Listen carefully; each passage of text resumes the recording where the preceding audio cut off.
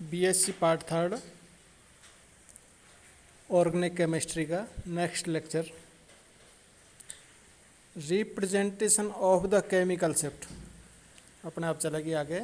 Representation of the chemical shift, chemical shift को जब hertz इकाई में दर्शाया जाता है तो यह बाह्य चुंबकीय क्षेत्र की सामर्थ्य के समानुपाती होता है। प्राय भिन्न भिन्न चुंबकीय क्षेत्र सामर्थ्य वाले स्पेक्ट्रोमीटर का उपयोग किया जाता है। अतः आवश्यक है कि रासायनिक श्रुति को बाह्य चुंबकीय क्षेत्र की सामर्थ्य रहित इकाई के रूप में व्यक्त किया जाए। ऐसा रासायनिक श्रुति में स्पेक्ट्रोमीटर की आवृत्ति का भाग देकर किया जाता है। नाभिकीय चुंबकीय अनुनाद स्पेक्ट्रोस्कोपी में दो प्रकार के पैमाने इस्तेमाल किए जाते हैं।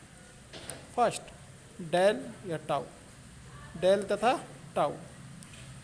ये दोनों इकाइयाँ क्षेत्र रहित होती हैं क्योंकि किसी उपकरण की प्रचालन आवृत्ति ऑपरेटिंग फ्रीक्वेंसी चुंबकीय क्षेत्र के समानुपाती होती है।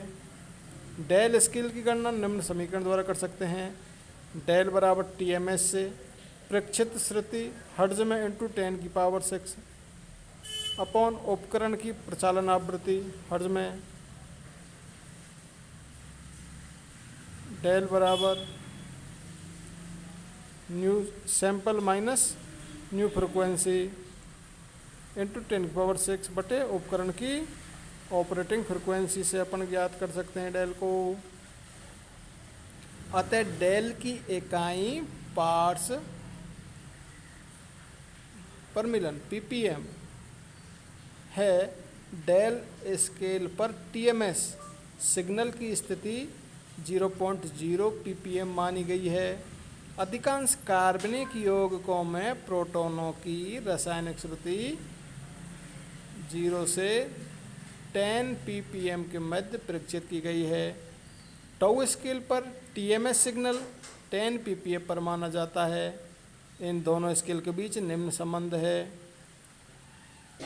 टाउ बराबर 10 माइनस डेल, ये यूँ कहते हैं अपन टाउ प्लस डेल बराबर 10, अर्थात बेंजीन प्रोटॉन की रासायनिक श्रुति डेल स्केल पर 7.27 है तो टाउ पैमाने पर यह है 10 माइनस 7.27 बराबर 2.73 ppm है, जो कि नीचे डायग्राम से स्पष्ट है।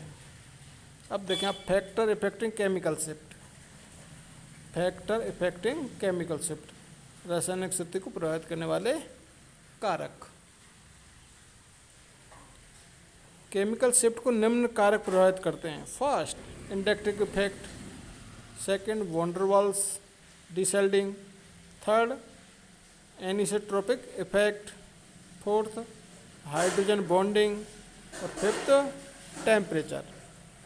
अब देखें इंडक्टिव इफेक्ट। यदि प्रोटॉन एक विद्युत ऋणी परमाणु या समूह से जुड़ा होता है तो यह डिसल्डेड प्रोटॉन कहलाता है। यह डिसल्डेड प्रोटॉन कहलाता है। परमाणु की विद्युत ऋणता जितनी ज़्यादा होती है प्रोटॉन का विपरिरक्षण उतना ही अधिक होगा तथा डेल का मान उतना ही अधिक होगा, अर्थात टाउ का मान उतना ही कम होता है तथा डाउन फील्ड अवशोषण होगा। एग्जाम्पल्स, CH3 CH2F, उसमें दो प्रकार के प्रोटॉन हैं A एंड B। CH2 सभी प्रोटॉन एक तरह के वातावरण में और CH3 एक तरह के वातावरण। इसी प्रकार CH3 CH2 Cl, CH2 एक तरह के वातावरण में है, CH3 एक तरह के वातावरण। यौगिक फर्स्ट में A प्रोटॉन यौगिक सेकंड के A प्रोटॉन की तुलना में ज़्यादा डिसल्डेड रहता है, चूँकि फ्लोरीन का इलेक्ट्रॉन विद्युत ऋणता क्लोरीन की विद्युत ऋणता से ज़्यादा होती है। जैसे जैसे विद्युत ऋणी परमाणुओं की दूरी बढ़ती है डिसल्डिंग इफेक्ट भी कम होता जाता है। CH3 CH2 CH2 CH2F में आपको स्पष्ट दिखा रखा है। कि फ्लोरीन से डायरेक्ट जुड़ा हुआ है 100% इफेक्ट रहता है, उससे अगले CH2 पर 66%, उससे अगले पर 33% और उससे अगले पर नील हो जाता है। देखें डेल CH3 फ्लोरीन से जुड़े हुए प्रोटॉन की होती है 4.26, क्लोरीन से जुड़े हुए की 3 और ब्रोमीन से जुड़े हुए की 2.82 और आयोडीन से जुड़े हुए की 2.16 डाउन टू अपफिल्ड आपको स्पष्ट दिखा रखा है। अर्थात मेथिल प्रोटॉन की डिसल्डिंग CH3F में सबसे अधिक, CH3I में सबसे कम होती है, अतः CH3F लोअर फील्ड में, जबकि CH3Cl, CH2Br, CH2I क्रमशः हायर फील्ड में अपशोषण दर्शाते हैं। इसी प्रकार अन्य उदाहरण भी देखें, CH3O, CH3N, CH3C। Carbon, oxygen, nitrogen की विद्युत ऋणता का क्रम सबसे ज़्यादा ऑक्सीजन की, उससे कम नाइट्रोजन, उससे कम कार्बन की। अतः मेथिल प्रोटॉन के डिसल्टेट का क्रम आपको डायग्राम में स्पष्ट दे रखा है, मूव टू डाउनफील्ड, कार्बन से ऑक्सीजन की ओर मूव टू डाउनफील्ड है। एक ही कार्बन पर नंबर ऑफ हेलोजन की संख्या बढ़ने के साथ केमिकल शिफ्ट का मान भी बढ़ जाता है, अर्थात टाउ का मान घटता है। देखें CCl3H में 7.24, Cl2 CH2 में 5.28 डेल के मान, CH3Cl में 3 और CH4 में 0.9।